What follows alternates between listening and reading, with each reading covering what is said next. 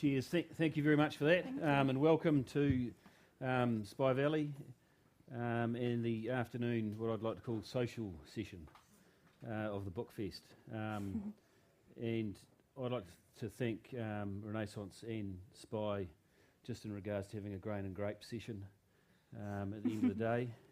So thank you very much. And also thank you very much for the Marlborough Book Festival team. They've put on a great weekend yet again. We'll probably run for about 40 minutes and then there'll be a session, about 15-minute session for questions afterwards. If you vehemently want to ask a question, just yell at me and sing out, or come up and sit with Alice on the couch. Yeah, it's lonely up here. And there will be an opportunity for some book signing for about half an hour after that, from 5 to 5:30. So, welcome, Alice. Thank you. And we're going to hear about her and her musings about her book, How to Have a Beer. But probably I'll just have a quick preamble about Alice herself. Probably grew up in Wellington, but has been living in Auckland for the last 7 years with a boyfriend named Thomas and a cat named Bee. She's had a name change. It used to be called Izzy, apparently.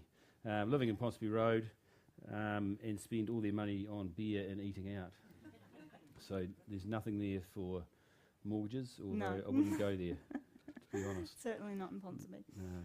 So she has, Alice has degrees in English and journalism from Otago and AUT respectively, and then from out in the real world has been doing some editorial stuff, assistant editor at AA Directions for 3 years, deputy editor at Dish for a year, and then got in and worked at Beer Brothers, which is a Mount Eden brewery, doing all sorts of stuff from, I suppose, on the floor to behind the bar. Now freelance. You'll probably see Alice a bit in the Kia Ora magazine, where she's got the monthly beer blog, and is also starting to write regular travel columns as well, combining that with beer and food, which she terms the holy trifecta. Not what I would prefer, rugby, racing and beer.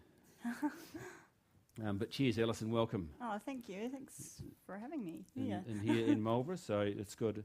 I thought we'd start with just from your degrees or your studies. How did you actually get into the beer side of writing? So I started, I guess the moment when I became, I kind of, like a lot of people here, grow up drinking beer, not since I was a baby, but I drank beer in high school and stuff, but it never was anything that interested me very much. I drank, I'd show up to a party with a box of Tui and drink probably 4 of them and throw them up again. But at the point when I became really excited about beer was probably before I did my journalism degree. I was looking out for stories to write for. I needed a portfolio to apply with. And a friend at work said, "Oh, you should write a story about my cousin who's starting a brewery." And I was like, "Sure, okay, I don't know anything about breweries, but that could be a good story." And so I went and met this guy at the Malt House in Wellington, and I don't know if any of you have ever been there, but that's a really great craft beer bar there, and one of the first big craft beer bars in Wellington. And I met this guy, and his name was Stu McKinley, and he is the head brewer for the Yeasty Boys, another great Wellington brewery, and they were about to launch their first beer, Pot Kettle Black. And so I met this guy, and we sat at the Malt House for probably like at least 2 hours, and he bought this big bottle of Belgian beer and some others which I can't remember. But we kind of sat there for an hour, and he told me everything basically that he knew about beer in that time, and kind of just blew my mind by telling me about all these styles that I never could have imagined existed, like smoky beer from Bamberg in Germany, and all these sorts of crazy Belgian beers and stuff that just blew my mind. And I think the interview was a total disaster. Like I got drunk, I forgot to make any notes, and I didn't turn my dictaphone on. So I had to go back and email him the next day and ask him all my questions again. But from that, I became quite excited about beer, and I went to my first beer Varna a couple of weeks later, and was really, really excited about it from that point on, about what was going on in the New Zealand beer scene, which I'd had no idea about at all before then. How long ago was that? Like 2008. Just when it was starting to yeah, kick off. Just when it was just starting to grow quite quickly. Yeah. there were probably about 50 breweries in New Zealand then, or less, maybe Yeah. 40. Now there's like 190 or something at last count, but you can't keep up with them. Yeah, Yeah. no, you're right there. Just one quick thing. The title of our session is The Beer Geek and the Winemaker. Interesting topic, really. I want to know why you're the beer geek and I'm not a wine geek maker. Yeah.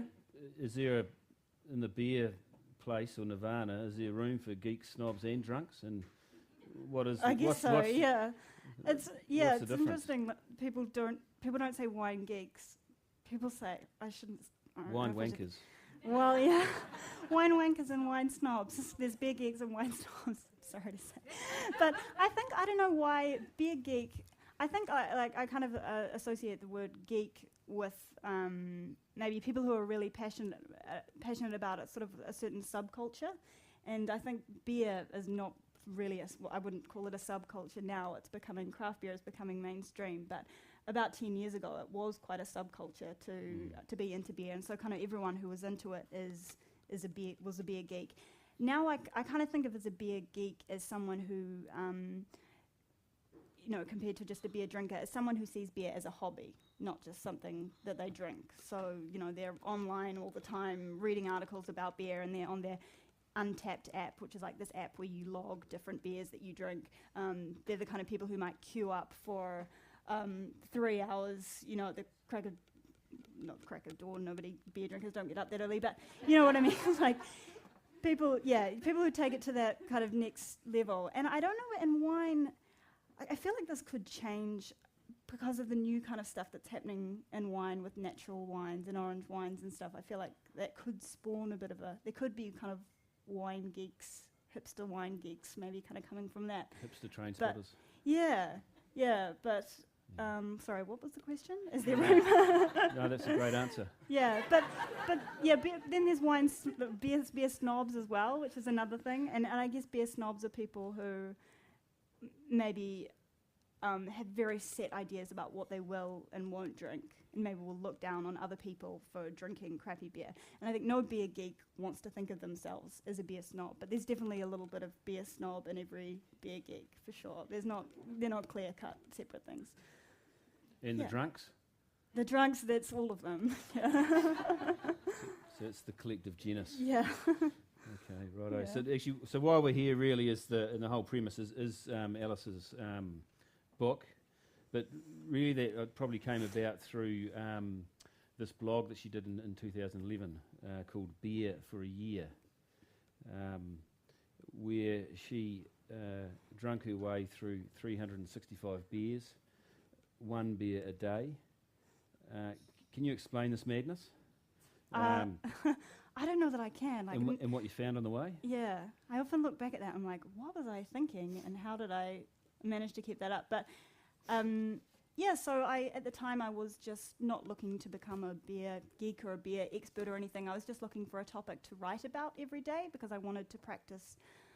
I'm a very slow writer and I wanted to just get into the habit of writing something, publishing it every day and not being too precious about it. And I wanted a subject. And then for ages I was thinking about writing about offal. For some reason, I just thought there wasn't enough kind of offal information out there. And so I was going to cook something different every day. But I wasn't that keen on that idea. And then I had this idea of doing beer when I was at the supermarket one day and just noticed that there was the shelf space for beer had become really, really big, and there were all 200 different beers at this one New World supermarket. And so I had this idea, and I started drinking a beer every day, and I was very particular with the rules. Like I wouldn't drink 2 beers one day and then not have one the next day. Like even if I'd had 10 beers one day, I had to keep drinking them every day, and would write up a blog post.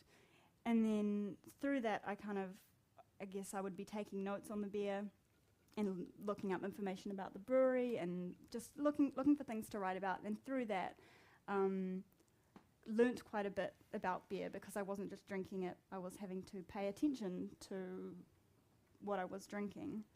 And of that blog, I think probably about 250 of the beers that I did were from New Zealand. And that was 2011, so that was, at that time, that was almost like every beer that was available in New Zealand to buy, and then the rest were kind of imported ones. Were they from what we'd call mainstream to popular craft to craft? Yeah, it was right across the board. Full spectrum, yeah, because sometimes I wouldn't have a choice really about what I'd drink. Like one time I was stranded on Kapiti Island and was freaking out because I thought there was no beer on Kapiti Island, and I was really, really worried about not being able to do my blog. But one of the chefs in the kitchen there had some tui, which he offered me, and it was like the best beer I'd ever had was this tui because I was so grateful to have it. So yeah, I drank lots of craft beer, obviously, because that's most of what was available, but I would have drunk all of the lagers and kind of mainstream beers as well. Yeah. Where did you get these beers from, or how did you steal them? Yes. Shoplift yes. or yeah, lots of shoplifting. I got most of them from my supermarket. Sold a lot. I went online. Some people sent me their homebrew, which was really, really nice. Like the blog didn't have a huge following. Like it had a very all the beer geeks in New Zealand pretty much read it, which was nice. Which was not a huge amount of people, but they were very supportive, and a lot of them did send me their homebrew, which was really, really nice, but also really awful to write about. I mean, you just say nice things. You just be very generous about people's homebrew, no matter what it tastes like. But they were really cute. They would often have homemade labels on them and stuff. So yeah, I got them from all over, but it was never a problem really to find enough beer, even at that time. But now there would be 5 times at least as much beer available in New Zealand as there was then. So it's grown massively. And over those sort of last 10 years, do you find that we've gone from bland to sublime, or we've always had really good little jewels tucked away with people working away hard at making great beer, or you think because of the craft piece it's really sort of rolled and beer quality's gone up? Oh, undoubtedly, there's by far more good beer in New Zealand now than we've ever had before. I think there has been good beer available in New Zealand since, I don't know, at least the 90s. There have been a few craft brewers around, like Emerson's and Muscle Inn have been making some great beer since, I think their Captain Cooker came out in the early 90s or something. There's a few breweries that have been making good beer, but it's just exploded so much. Like I said, I think it was in 2011 there was something like 50 breweries, and now there are 190. And not all of those breweries are making great beer, because a lot of them are new, and a lot of them but a lot of them are making excellent beer. So there's no question that the amount of great beer is going up and up and up. Yeah.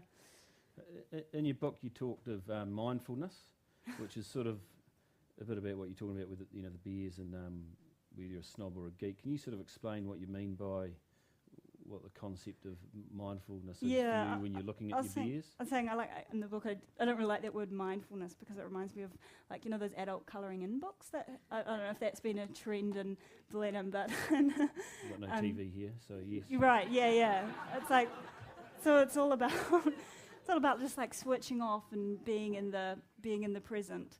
But if you want to learn about beer and really kind of appreciate what you're tasting, that's a good thing to do, is to you obviously wouldn't want to do this with every beer. Most of the beers you drink, you're with other people in a pub, and beer is kind of a background thing like music.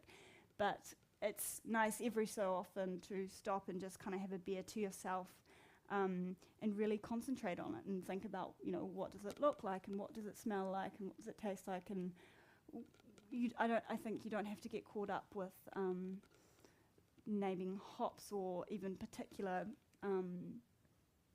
this is passion fruit or this is mango or whatever. You might think this beer kind of reminds me of something like bread that my grandma used to bake or something. It's funny the kind of memories that can be pulled out when you're tasting beer. But yeah, I don't think you need to get too caught up with picking out particular flavours. The main thing is just to try and decide if you like it, and if you do, why do you like it? I think that's pretty important. If you like it, drink it. Yeah. Some like it more than others. Just on that, because you've got a whole bunch of probably predominantly winos here that are probably used to grapefruit, passion fruit, and guava, or gooseberry. How do you actually quickly? I know you didn't want to do this, but how do you actually physically do this? Drink a beer. Well, it's pretty complicated. You know, I don't know if you guys are going to get it straight away. We would, be doing this. Oh, you mean so for judging a beer? Well, how would you? It's actually just when you look at it, exactly the same. Like, first thing that you always do is hold it up to the light. You do this with wine. You look at it. Looking at the beer is really important. I say in my book, like, this step. This is a little rude, but it's like looking at your naked partner before sex. You have to sort of admire them, and it sort of builds anticipation for what's to come. I thought you were going to say close your eyes. Yeah.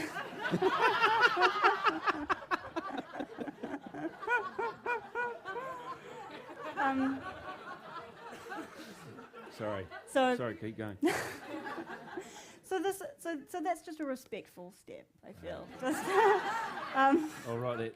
Yeah. And you're kind of looking at things like clarity. Clarity is quite a difficult thing to get in beer. So if it's really nice and clear, like this one is, it's probably been brewed well.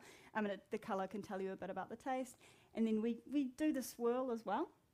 Same thing, just releasing the aromas, and then a bit of a sniff. It's basically the same at that point as drinking wine. The big difference is that we don't spit it out. Yeah, and it's so, and you couldn't, because you have to talk about the aftertaste. Right. Yeah, so that's not really a thing in wine. You don't. Well, we spit, we don't swallow, so. Yeah. When we're judging. Yeah. What did I say? Yeah. Well, we don't. Yeah, we'll throw it out into a jug. Yeah, so you don't swallow it. No. Yeah, but so you don't talk about the aftertaste? Not necessarily, no. Yeah. So how far back's this aftertaste you talk of? How far back? Yeah, so like is it the phenolics and all the grip and all that type of thing, or? Sure, yeah. We don't really use words like grip, I don't think, in grip? beer. Yeah, it's interesting. Yeah. Yeah, I don't know. Yeah, and sometimes, like, if it's not so well brewed, if it's really alcoholic, you can kind of feel it burning down your throat, like marks off of that, for sure. Yeah. So alcohol balance and all that sort of nice stuff. Yeah, but it does present some challenges when you're judging 60 beers in a day. You're not allowed to spit any of them out. Yeah. Because also you notice a lot of them are quite alcoholic. So this one here, I've been poured, is about 7%. So obviously 67%ers go pretty well. Yeah, you start off with the lighter beers generally in the day and get stronger and stronger, and by the end of the afternoon, when you're judging like the double IPAs and barrel-aged Russian Imperial Stouts and stuff, all the 10%ers, that's when people start falling under the table. It's certainly, I find it quite challenging. Not being as big as some of the brewers who are judging as well. Yeah. They're sort of, When you're sitting or standing? Are you sitting? What? Sitting. Do you judge wine standing up? Yeah. It's so fascinating. Why? No, beer people are lazier, I think. So they don't fall over, make a huge noise. You think? Yeah, exactly. They're just propped up on a stool. Yeah. No, and with beer judging, you always have to have, I don't know if it's the same with wine, but you always have to have like 5 different people arguing over each beer, because everyone tastes things differently. And some people will be really sensitive to certain faults in beers, and other people won't pick them up at all. Yeah. And they just enjoy that process of arguing with each other about it as well. So there's always like 5 different people who will decide whether a beer gets a medal. Is that the same in wine judging? Yeah. So it's sort of what we were saying earlier, was a subjective, objective consensus. Yeah. So, yes, it's very hard. Very PC, isn't it? Yeah. The idea is to be as objective as possible, obviously, and just score things against a whole set of criteria. But in the end of the day, it's impossible not to be really subjective, isn't it? Yeah. And that's okay. Particularly at the end of the day when you're half pissed. Yeah. On the double APAs. Yeah. Also, you obviously came across some pretty cool, fascinating beers or brews.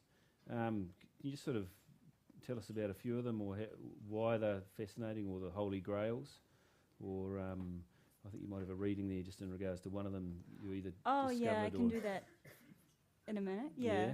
Yeah. But the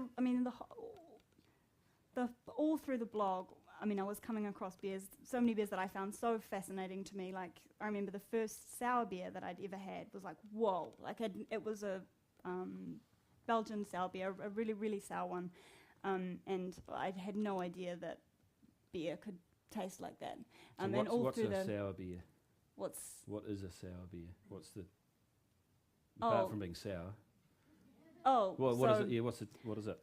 So sour beers are like fermented with a bit of like, they've usually got some wild yeast in them and some lactic acid, which creates that acidity. Yep. And so the wild yeast often kind of gives them a very funky taste, which some of the orange wines and natural wines now have as well, which is quite interesting. Yeah. But yeah, there's varying degrees of sourness and different methods for making a sour beer. But the first one I had was one of these very, very full-on ones. But all through that process, everything was very new to me. And if you go back and look at my blog, don't look at my blog. It's kind of embarrassing now, but it's full of exclamation marks and lots of swear words, and lots of excitement because I was having these crazy beer discoveries all the way through it. But yeah, I could. Should I do? You go on. I think so. Should I do a reading? Yeah. Okay. Cool. So this is just a little part of a chapter about when I was in the States looking for this really exciting beer. In January 2012, when I was halfway through my year of beer, my boyfriend and I spent a few days in Los Angeles on our way home from a holiday in Mexico. I'd arrived in the city with a very specific goal, and unlike the previous 2 times I visited LA, it wasn't to meet Mickey Mouse. Beer. Beautiful, bountiful Californian beer. That's what I'd come to experience. With more than 500 craft breweries, among them legends like Stone, Anchor, Sierra Nevada, and Lagunitas, for beer lovers, California practically is Disneyland. Naturally, I wanted to try as many different examples as I could safely fit into the 3 days, but there was one in particular I was seeking above all others. I had heard its name mentioned many times back home, usually in hushed reverential whispers at beer geek gatherings. Apparently the odd bottle had even been smuggled back to New Zealand, but everyone agreed it was best consumed fresh. Pliny the Elder, named after the Roman naturalist who first gave scientific names to hops, is a double India Pale Ale by the Russian River Brewing Company. It sits at the top of many best-of ranking lists and is praised for walking the perfect tightrope between bitter hops and sweet malt. On beer ratings website ratebeer.com, it has a perfect score of 100 out of 100, and the American Homebrewers Association have voted it Best Beer in America for 8 years running.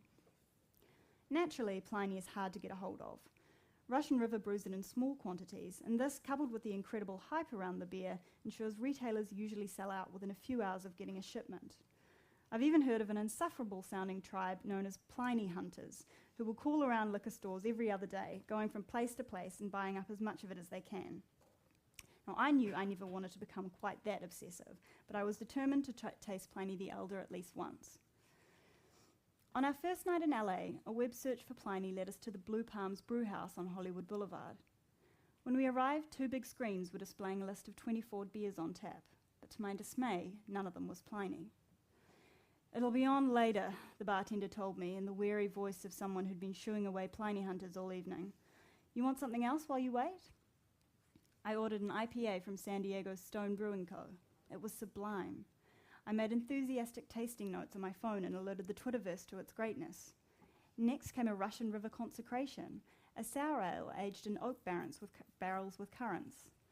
This time I gave up on the notes altogether and simply tweeted a photo of the bottle with a thumbs up. Finally, the bartender disappeared out the back and something flickered on the electronic screen above my head. I looked up and grinned. Pliny was in the house. Beer lovers will often talk about having beer epiphanies, those eureka moments when you realize beer can do things you never thought possible. Beer can be sour. Beer can be smoky. Beer can taste like funky old gym socks. And that first sip is the one you will remember forever, able to be recalled at any moment as easily as Coca-Cola or apple juice. Now, I had expected my first sip of Pliny Elder to be one of those moments. I wish I could say it was. Instead, it brought on another kind of epiphany altogether. The realization that I was staggeringly, breathtakingly drunk. No sooner had the beer hit my tongue than the room started to forward roll, my mouth filling with saliva in a way that can only mean one thing.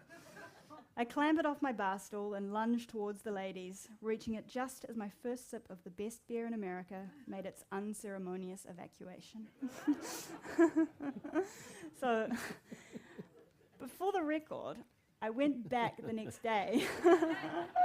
I got in a taxi, went back to the Blue Palms Brew House and tried it. And it's an amazing beer. It's incredible. But the point of that story, not just to talk, was just that you can put all this effort into trying to find the most amazing beers in the world, the ones that are ranked top of different websites, sort of that are brewed by monks that are really, really hard to get hold of. But I think as important as what's in the bottle is kind of the setting, where you are and who you're having the beer with, what sort of mood you're in. All that is really, really important. And if you're, if you're at a bar and you've just had 2 big 10% beers beforehand, that's not a great time to try the best beer in America. Setting is key. Yeah. Have you had any of those epiphanies though? Beer epiphanies? Yeah, with your setting, as opposed to setting and beer and company. Yeah, so, for me, I think my favourite beer, and I've never told anyone what my favourite beer is before. You guys are the first to know. Scoop.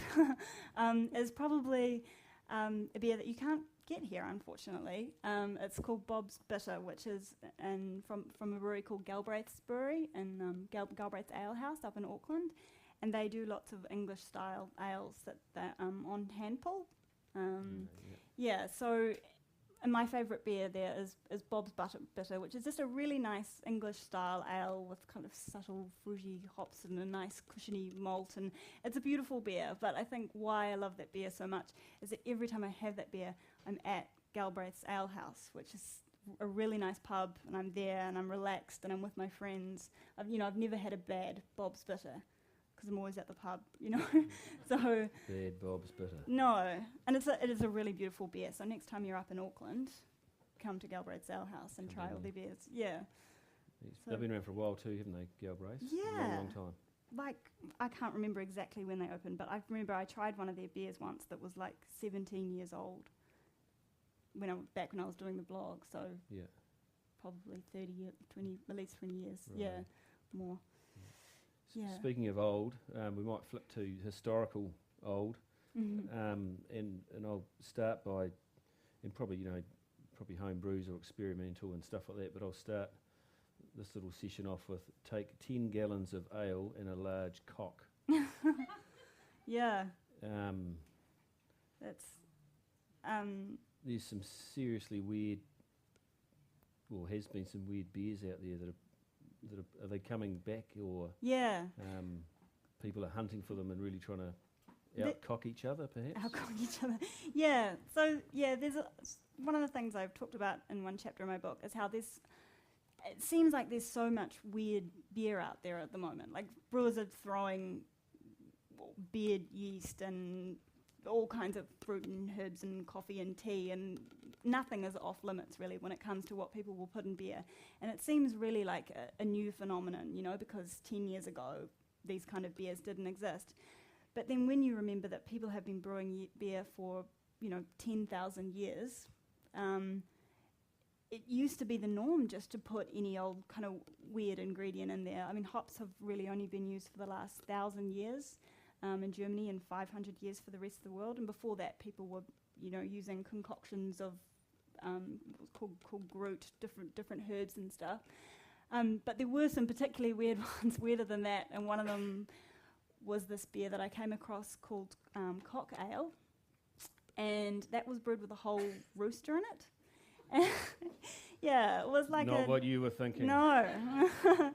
I have the recipe for it somewhere here, but that beer was like a 19th century or I can't remember now, may have even been earlier. Beer, and I think the idea, I mean, beer back in the day, people used to drink it for nutrition. And because kind of water supplies were quite dodgy, beer was like a healthy thing to drink.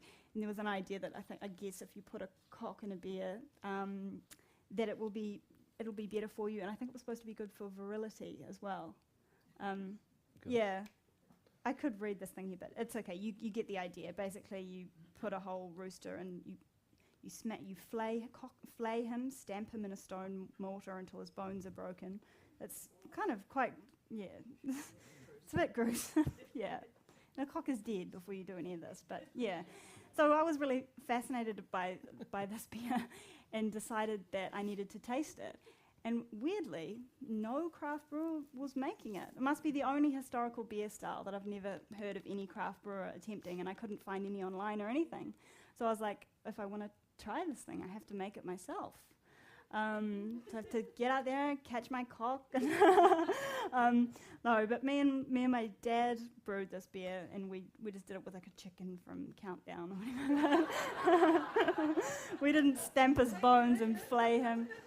And I think we soaked it overnight in some wine with some raisins and stuff to try and make it taste better. Yeah, and then home brewed this beer, and you know, I don't think anyone else in the family would try it. They were so disgusted. And I don't know if anyone else tried it other than me and my dad, but it really wasn't that bad. The chicken kind of didn't fully dissolve, but it kind of dissolved in the beer. And it was a bit cloudy, and it wasn't great. But also the thing is that neither, like me and my dad, we didn't know how to brew a lager or a pale ale or anything, let alone a cock ale. Yeah. When you're starting out with home brewing, you shouldn't start with cock ale. Like, learn, for God's sake, learn to brew a lager first. So it wasn't great, but I do know now actually that there is potential in cock ale, because when I launched my book last year in October, Garage Project, of course, those heroes, brewed a cock ale for me for the launch. Jesus. Yeah, they brewed one specially, and they made a little video of it and put it online. It was really cool, and that one actually tasted great, really good. Unfortunately, there were a few vegetarians at the book launch who didn't know. They were kind of like spitting it out when I mentioned it in my speech. But yeah, the cock ale was great. And there's been all sorts of kind of historical beer styles that have been brought back like that recently, which are quite successful. A lot of the New Zealand brewers are actually doing journeying, aren't they, over and researching and looking for historical recipes as well. Yeah, well, it's so easy now. You just have to jump online. Yeah. But yeah, and then things like oyster stout, oyster stout before, but that's something which seemed to me very weird before I'd had one, like a cock ale, but now it's quite a normal, the Three Boys oyster stout is beautiful. It's probably my favourite stout. And yeah, and Emerson's do a clam stout, I think, it's very normal to play around with these things. And now we're at a time where it is so easy for brewers just to draw from all these different influences in any time in history and make something. So we're very lucky as drinkers now to be able to, if we want to seek it out, really try every style of beer that's ever been invented. And that just from a historical thing too, because that didn't happen in Germany though, really, did it? All the experimenting around different ingredients because of that purity order. So So in Germany, there is this thing called the Reinheitsgebot. That's exactly how you say it, but it's called the German beer purity law, basically, which came in the 16th century, which basically stipulated that the only ingredients that you were allowed to use in your beer were water, malt, hops, and yeast. Well, originally they didn't even know yeast existed, so it was just water, malt, and hops, and the yeast found their way in there anyway, but so that kind of probably really improved German beer at the time, because you didn't have unscrupulous brewers throwing other weird things in there to try and kind of bulk it up cheaply, which is supposedly what was happening. And I think Germany has that tradition of brewing very clean, really good, German pilsners, lagers, probably because of that. But it has sort of hampered them in some ways, because meanwhile, over the border in Belgium, those brewers were kind of throwing whatever they wanted into their kettles and coming up with all these really exciting, inventive styles. Was in Germany, they're just brewing really great Pilsner.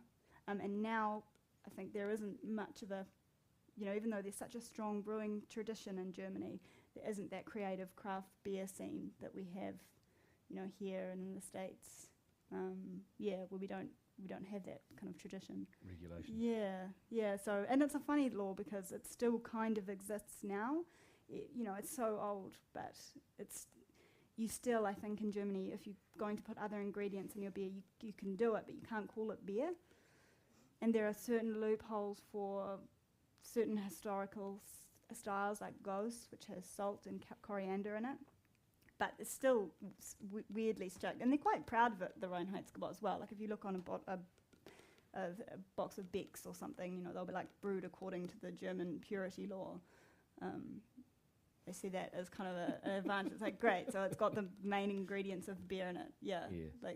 Like most beer. Yeah. So. One quick question. All these ingredients that you're talking of that aren't part of those 3 or 4 that form the basis of brewing, when in fact does that get added to that batch? So like your coriander or your herbs or your fruit or... I guess like before the beer is fermented. Right. Generally, I mean, I guess it depends on what it is that you're putting in there, whether it's coffee. But like with the cock ale, we do it sort of after the boil, after you've put the hops and everything in there, and before you're letting it ferment. Yeah, it sort of depends what's going in there. Yeah. Okay. I don't know. Yeah, I'm not actually an expert on brewing. Yeah. Believe it or not. Yeah. So you sound good. I'm sure. Yeah. I haven't. Yeah. I need to give home brewing a bit more of a crack. I think. No, that's good. And what another topic that would be pretty good to bring up is within the beer world, there's not a lot of women around or involved. It probably definitely wasn't part of the drinking scene a generation ago, potentially. Although if you were pregnant, you'd certainly downing a few stouts, or if anything else, you're only allowed a shandy. I heard that. So just interested from your perspective, being a woman and being sort of on the periphery of the beer scene, and how you find beer style and how you see it, and where we're travelling in regards to beer and beer drinking. Yeah. Well, I think that's true that, a decade or so ago you didn't have that many women drinking beer. But I think it's every year it seems to, I think there's more and more women drinking beer. And if you go to a beer festival like Beervana in Wellington, I don't know if you guys have been to that, but there's always, I feel like there's more and more women there every year, and it feels like it's probably not fully even, but it's maybe 35% women, 65% men. And so, I think a lot of women have come into beer with the rise of craft beer. I think a lot of women weren't so interested before that. And I feel like, I don't know exactly why it is, there's various reasons, but one of the things I talk about in the book is kind of the marketing of mass market lager has been very much aimed at men. And those brewers of those mainstream kind of beers have never seemed very interested in women's money before, which is stupid because we're like half the population. But if you think back on those kind of old, typical New Zealand beer ads, the Tui ads and the Speight's Southern Man and stuff, like it's clear who they're aimed at, and it wasn't me.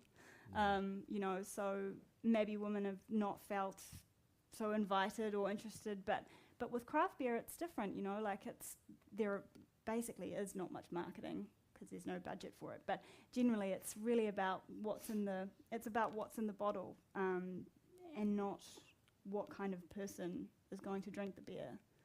I don't know. Do you think you're drinking, and we are too, drinking more for less, or drinking less for more? How do you mean? Well, you're not drinking quantities of. Yeah. lager, you're drinking perhaps a pint or a Yeah. couple of pints of more craft, more Yeah. flavoursome. Yeah, generally, I think beverage. that's, yeah. I mean, overall, I think like beer consumption overall is going down, has been going down for about the last 5 years or so. But but the craft sector is growing. And I think Huge growth. definitely, yeah, people are going out and drinking. I think a lot of the beers are stronger as well. As you mentioned, it's like a 7% beer, and you may go out and only have one of those, as opposed to, like showing up at a party with a box of Tui's. 10 Yeah. jugs. Yeah. Spates. Yeah. That's Yeah. not that. Yeah. And what about these? We've found a bit of this in the wine scene too. The sort of these lifestyle. We mentioned it earlier with the low alcohol, Easy Tiger Sauvignon, but these lifestyle beverages, particularly in the beer scene, aimed at the female drinker. Yeah. So that's because, as I was saying before, a lot of these beer marketers haven't been that interested at marketing beer to women, but a few have had a crack, and it's been quite funny to watch. There's been a few breweries that have come out with special beers just for women, like finally a beer that we can drink too. And I talk a bit about this in the book, but there's been a few, and they all come out and they're kind of all the same. They're like low carb.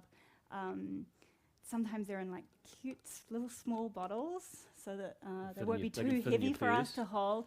Yeah. They're often pink, like the beer will be pink or the label will be pink. There was a beer called Chick Beer that came out a few years ago, and it was like the 6-pack looked like a handbag. So bad. And all of these, I don't think any of the beer was good. Like they've all got, I haven't tasted any of those ones, but they've all got quite terrible ratings. And unsurprisingly, they've been really unsuccessful. And I thought like all these came out sort of around 2011 for some reason, and I thought that we were done with Chick beers. But funnily enough, one came out just a few weeks ago called Orosa, and I feel like I want to read you guys the description of this beer. It's from Czechoslovakia, I think. Okay. Orosa is a representation of a woman's strength and a girl's tenderness. The two contrasting tempers present in the female essence. What is a female essence? Are depicted through the elegant design yet strong unfiltered taste. Orosa was born to prove that women can succeed anywhere without having to adapt and sacrifice their natural femininity. Anyway, it goes on. But people have been like really taking the piss out of this beer, which was quite funny. Because they launched it with this hashtag, beer for her.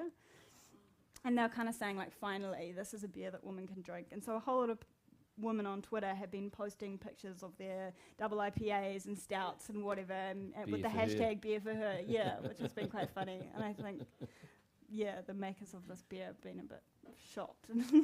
I think they need to rethink their whole marketing plan. But Or throw it out. yeah. That's good. Alison, your 12 months of the beer exile, the 365 days, would you prefer now to be a sort of a geeky snob, half drunk, or perhaps remain ignorant? Because sometimes ignorance is bliss. Well, it was really fun writing. It was great not knowing that much about beer, I have to say, when I was doing the blog, because it's like I looked back at the blog recently when I was researching the book, and I was like, wow, I was so enthusiastic about everything. And it's funny, when I read the blog now, I can kind of tell that some of the beers that I'm writing about are kind of a bit fucked. Like I'm describing a lager, and I'm like, wow, it's so weird that this lager is sour, but that's so interesting, and it's crazy how it keeps gushing out of the bottle when I open it. And now I'm like, oh, that beer is infected, But at the time, I'm like, everyone should try this crazy sour lager, Or I drank a lot of American beers, and I described them as kind of being really marmaladey and toffee-ish often, and now I'm like, that beer was oxidized, like that beer's too old. And now I think if I drank all those beers, I'd be quite critical of them. But at the time, I was so enthusiastic, which was really nice. And so in some ways, knowledge is great because it helps you to really appreciate what a brewer's done and when they have done a great job, but also ignorance is bliss. And And I think you said the same thing about wine. You said like the less you know, the better. Yeah. Yeah. In a way, that's true. Yeah. So that's why I've tried to put like some information in this book, but not too much. Not too much. Just enough. Yeah. Just enough for the snifter. Yeah. I like it. Yeah. I like it. And I think we're almost up for time. Yes. But finally, what I thought I'd ask you is, you've got a fridge at home, obviously, I hope. Very small one. Yeah. Well, there's obviously no food in it then.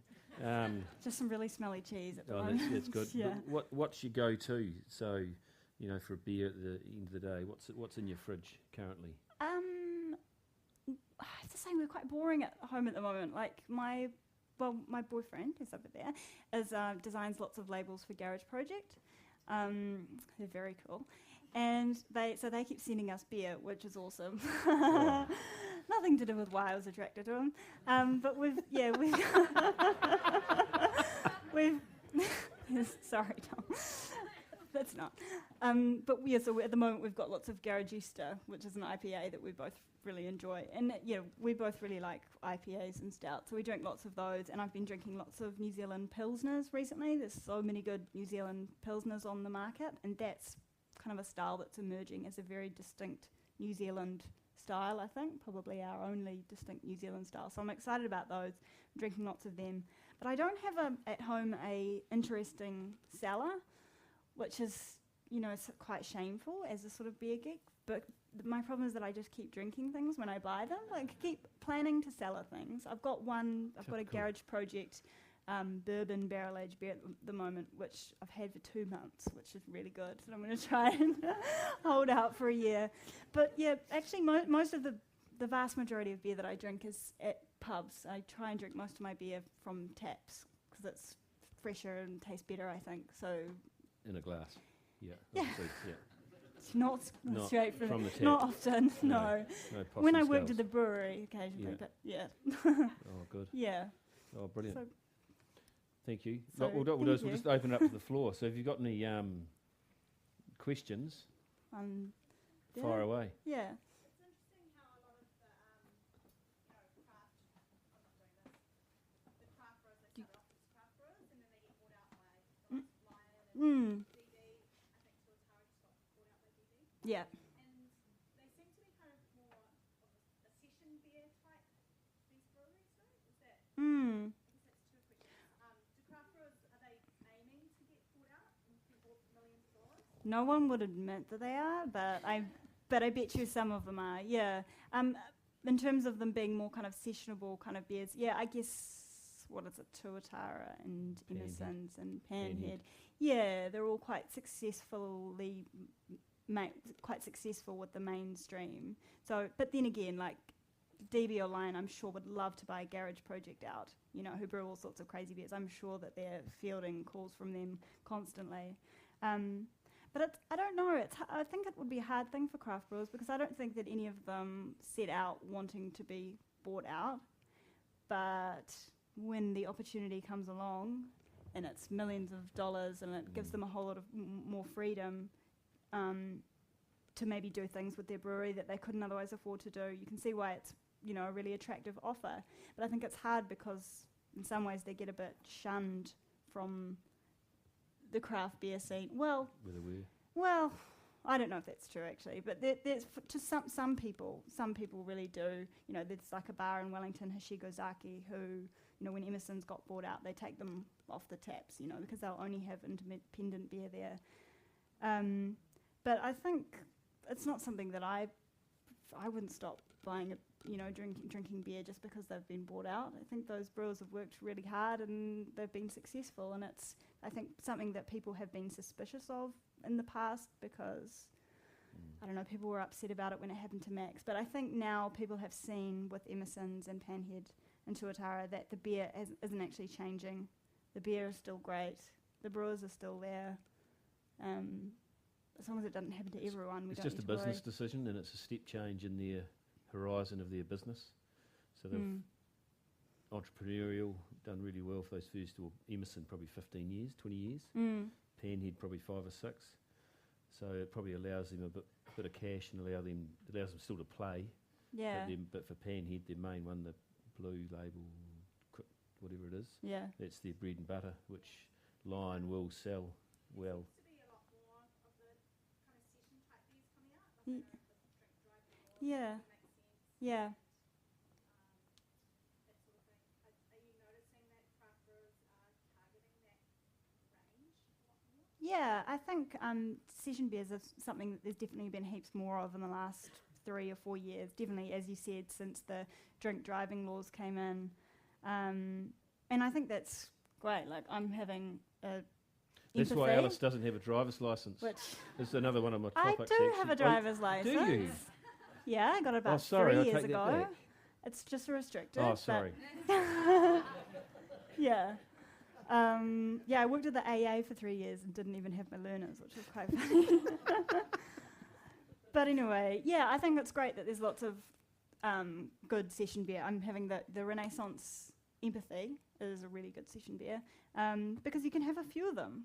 It sucks when Yes, you go out and you can only have one beer and then you need to go and lie down.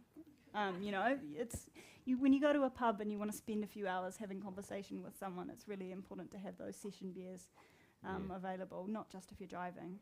Yeah. There's been a lot of session IPAs, which have come out recently, which are like big hoppy beers without the alcohol and the malt. I'm not such a fan of those, really. But they're, yeah, I don't know, I'm rambling now, but No, you're yeah, right. lots of good session beer out there. Yeah. Anyone else have a question? Yeah. Hi. A beer a day is a big ask. Did you ever get, find like were you ever stressing at any point like where's tomorrow's beer coming from, sort of thing, or was it easy to get Oh, one every day? yeah, no, it was always pretty easy, except for like that time that I was stranded on the Kapiti Island. Otherwise, it was always fine. Yeah, you could always go to a bottle shop and there would be some random little thing in a fridge that I hadn't yet done. I think if I had done it even 3 years earlier, it would have been quite difficult. But at that time, 2011, craft beer had just kind of started to go like this, and yeah, there were enough. As I say, I think there were about 60 breweries at that time, and so even if there weren't enough beers in bottles, I could go to a pub and there'd be a one-off kind of thing on a tap or something. So no, surprisingly, it was never difficult to find the beers. It was sometimes I really didn't feel like a beer.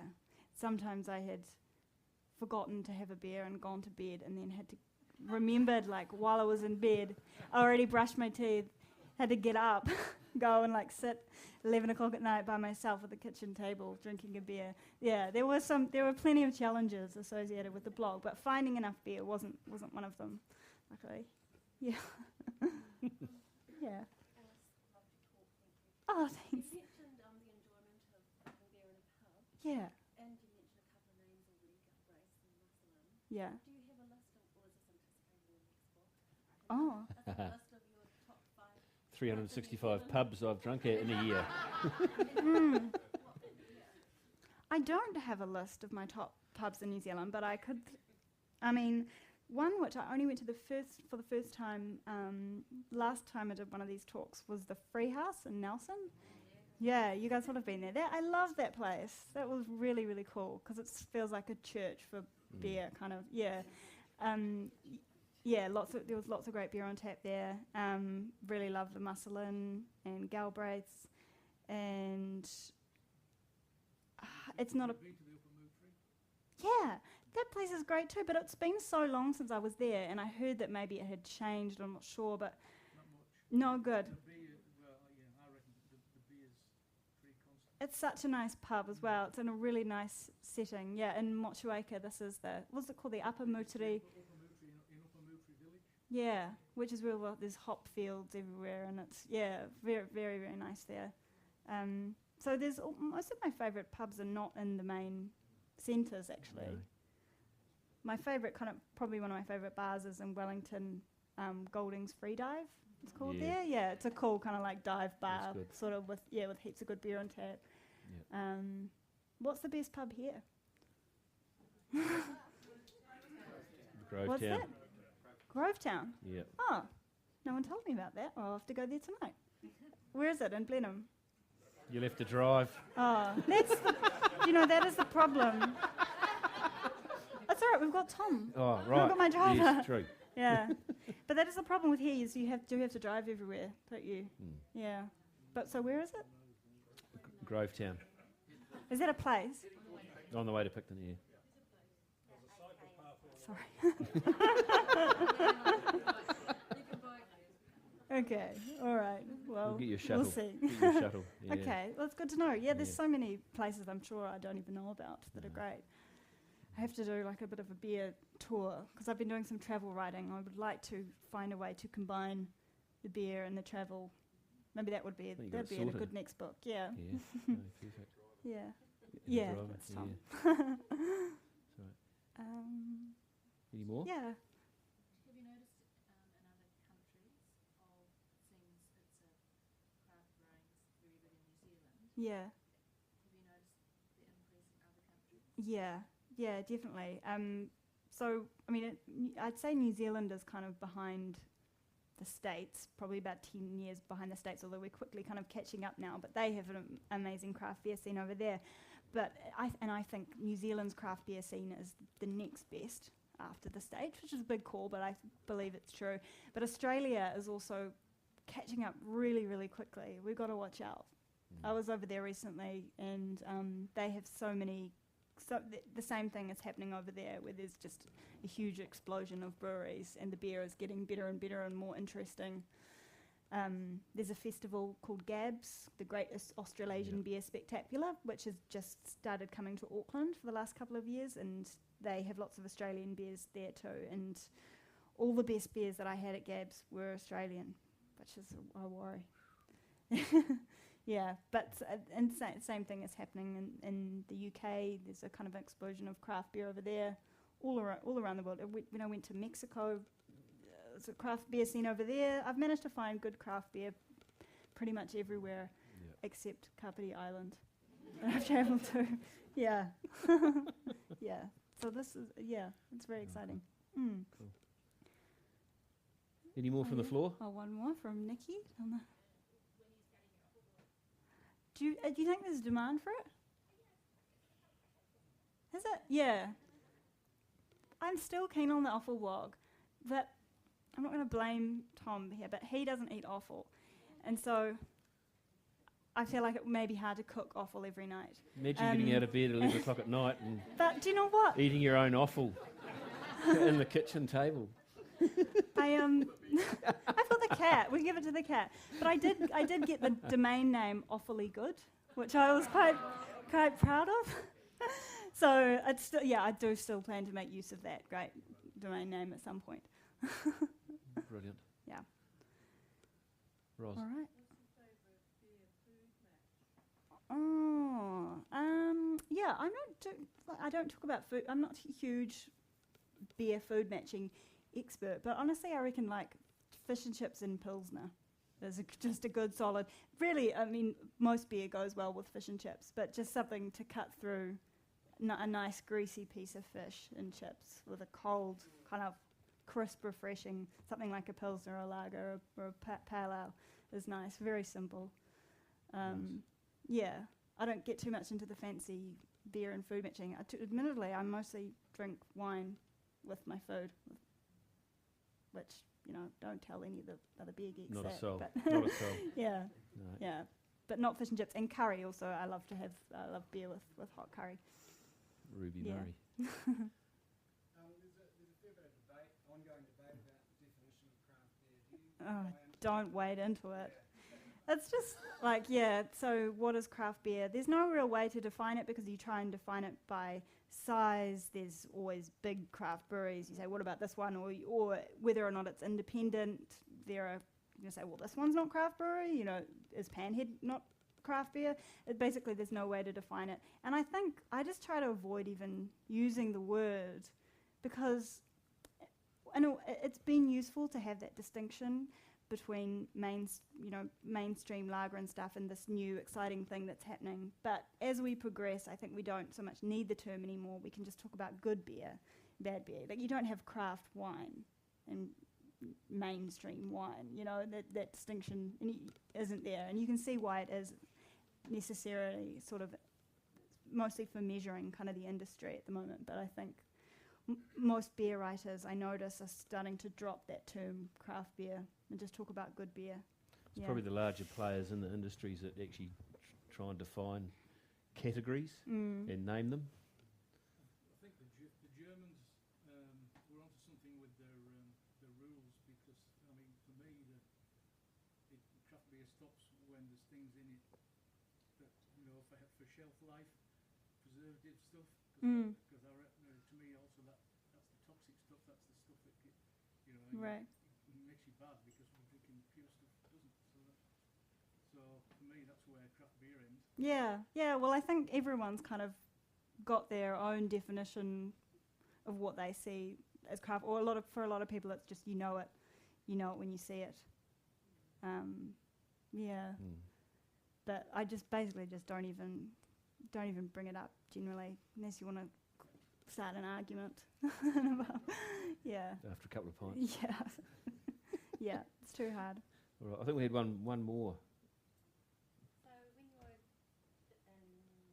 beer judging, Mm. it's only identified as, say, an IPA or a stout and that sort of thing, never craft beer. Oh no, definitely not, because well, for a starters, that would be too hard to even define what is a craft beer and what isn't a craft beer. But yeah, you generally get. I haven't done heaps of beer judging. By the way, I've been judging the New World Beer Awards the last couple of years and done a bit of homebrewing stuff, and I'm very much still learning. But yeah, you get the style, and if there's something that you have to know about it, like the brewers put something weird in it, maybe you'll get some notes about that, and I think you will often get the alcohol. But otherwise, you can't have too much information, because you're sitting there with a whole bunch of brewers and they will easily be able to pick what beer's what. Yeah.